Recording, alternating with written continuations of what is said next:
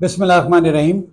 मैं हूं सैयद सलाउद्दीन अख्तर। आज हम एक बहुत अहम मौजू आपके सामने ला रहे हैं जो कि बहुत आम और बहुत नौजवानों को ख़ास तौर पे बहुत परेशान कर रहा है, जिसके लिए नौजवान बहुत परेशान रहते हैं। मुख्तलिफ जगहों पे हकीमों के पास और ऐसे लोगों के पास जाते हैं जो कि बिल्कुल उनकी मदद नहीं कर सकते, बल्कि उल्टा उनको परेशान कर देते हैं।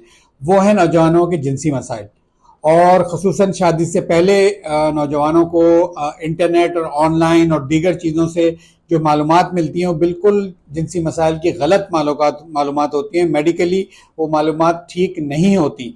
और जो हमारे हकीम हजरात हैं और मुख्तलिफ ऐसे लोग हैं जिनका दीवारों पर नाम लिखा होता है, उनके पास नौजवान जब जाते हैं तो उनको मजीद डराते हैं, मजीद उनको उनका जो है वो नुकसान पहुँचाते हैं, गलत इतला देते हैं, उनको गलत बताते हैं कि तुम्हें ये बीमारी है। हालांकि जो बीमारियां कतरों की या वजू में सख्ती की दीगर बीमारियां जो बताई जाती हैं वो जो है वो इंसान की जो